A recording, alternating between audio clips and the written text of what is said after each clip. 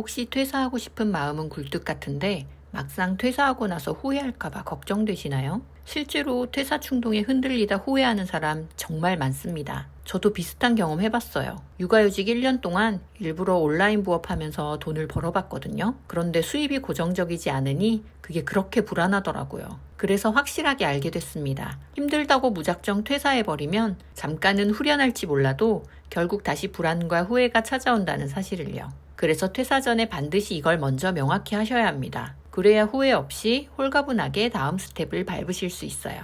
저는 제 경험에서 단 하나를 깨달았습니다. 퇴사 전에 반드시 알아야 할 단 한 가지. 오늘은 그 이야기를 들려드리려고 해요. 제가 드리는 이 이야기 듣고 나시면 내가 진짜 원하는 게 퇴사였는지 아니면 전혀 다른 무언가인지 훨씬 명확해지실 거라고 확신합니다. 우리가 퇴사를 떠올릴 때 가장 먼저 다뤄야 하는 건 원인을 바깥에서 찾는 게 아니라 우선 내 안에서 찾아야 한다는 거예요. 인간관계 갈등, 성과주의에 지쳐서 마음이 소진되면 지금 당장 그만두자는 충동이 올라오죠. 그런데 준비 없이 감정적으로 퇴사하면 또 다른 불안과 후회가 이어집니다. 저는 40대 초반 워킹맘이에요. 그런데 회사 생활에서도 스트레스, 기운이 다 빠져서 집에 오면 육아와 살림으로 또 스트레스, 막상 회사 일도 저와 그닥 잘 맞지 않는다는 생각까지 겹쳐서 퇴사 욕구가 극에 달했었는데요. 열심히 노력해서 힘들게 얻은 직장을 그냥 그만두기는 좀 무섭고 해서 일단 육아휴직을 내고 친구의 추천으로 양산형 유튜브 부업을 시작해봤어요.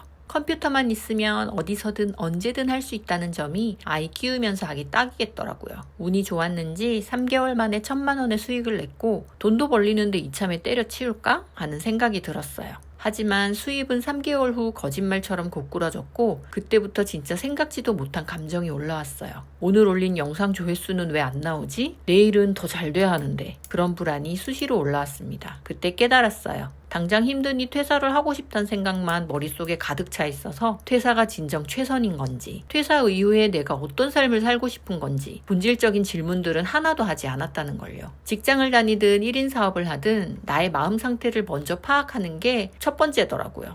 물론 진짜 하고 싶은 일이 있으시거나 혹시 다른 대안이 명확하셔서 퇴사하시는 분들은 그대로 밀어붙이시면 됩니다. 먼저 퇴사 전에 점검해봐야 할 간단한 가이드를 드릴게요. 에피타이저입니다. 매일 감정일기를 쓰세요. 반신반의하면서 한 줄 두 줄 감정이 올라올 때마다 생각대로 감정일기를 써보기 시작했어요. 쉬는 날인데 쉬는 기분이 안 든다. 생각보다 고정 수입이 중요한 거였구나. 내가 진짜 살고 싶은 삶은 무엇일까? 별의별 생각이 들 때마다 솔직하게 적어두기 시작했어요. 그리고 몇 주 뒤 그 일기들을 쭉 읽어보는데 하나의 흐름이 보이기 시작했습니다. 내가 반복적으로 불안해하는 지점, 어떤 상황에서 편안함을 느끼는지에 대해서 알 수 있었어요. 그때그때 감정 흘려보내버리면 그걸 돌아볼 수가 없어서 당장의 감정에 매몰되기가 쉽잖아요. 그래서 저는 일단 감정일기를 강력 추천합니다. 그런데 혼자 감정일기 쓰다 보니 분명히 한계는 있더라고요. 왜 이런 감정이 반복되는지, 도대체 왜 불안과 짜증이 사라지지 않는지, 어떻게 하면 이 감정을 근본적으로 다룰 수 있는지에 대한 명확한 답이 나오지 않았어요. 한번 생각해 보세요. 지금 당장 퇴사하면 잠깐은 속이 시원할 겁니다. 하지만 문제는 그 다음이에요. 회사만 바뀌었을 뿐 내 마음 패턴이 바뀌지 않았다면 결국 거기서 또 다른 인간관계, 또 다른 스트레스,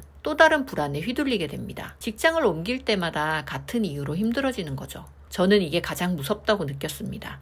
내가 퇴사만 하면 다 해결될 줄 알았는데 결국 또 똑같이 반복되겠구나. 그래서 저는 결심했어요. 퇴사보다 먼저 내 감정을 다루는 힘을 키워야 한다고요. 그리고 그때 만난 책이 바로 내면 소통입니다. 이 책은 자기계발 카테고리엔 들어가 있지만 자기계발서가 아니에요. 저도 여태 자기계발 동기부여책 정말 질리도록 읽었거든요. 100권도 넘게 읽었지만 그때뿐이었어요. 하지만 이 책은 최신 뇌과학과 심리학에 기반해서 내가 왜 이런 감정을 반복적으로 느끼는지, 왜 부정적인 패턴에서 벗어나지 못하는지 아주 정확하게 짚어줍니다. 더 좋은 건 그 부정적 감정을 뿌리째 다스릴 수 있는 훈련법을 구체적으로 알려줘요. 뻔한 거 아니에요. 직장 스트레스, 퇴사 충동에 시달리는 워킹맘과 직장인들에게는 정말 맞춤형 매뉴얼이에요. 저는 이 책을 읽고 실천하면서 충격을 받았습니다. 문제는 회사가 아니라 내 마음이었구나. 내 감정을 다스리는 힘이 없으니 어떤 환경에서도 흔들릴 수밖에 없었던 거죠. 그걸 깨닫고 나니 퇴사 충동이 거짓말처럼 약해지고 삶이 훨씬 단단해졌습니다. 그래서 저는 확신합니다. 지금 퇴사 고민에 휘둘리고 계신다면 감정일기와 함께 내면 소통을 반드시 읽으셔야 합니다. 감정일기는 감정을 기록해서 흐름을 보게 해주는 도구라면 내면 소통은 그 감정을 근본적으로 치유하는 지도입니다. 이 두 가지를 함께 하게 되면 단순히 퇴사 충동을 버티는 수준에서 끝나는 게 아니라 어떤 상황에서도 흔들리지 않는 멘탈을 만들 수 있습니다. 그리고 만약 퇴사를 선택하더라도 후회 없는 정말 자신이 원하는 선택을 하게 될 겁니다. 지금 고정 댓글에서 바로 확인해 보세요. 오늘이 여러분 인생에서 가장 중요한 전환점이 되실 거예요. 감사합니다.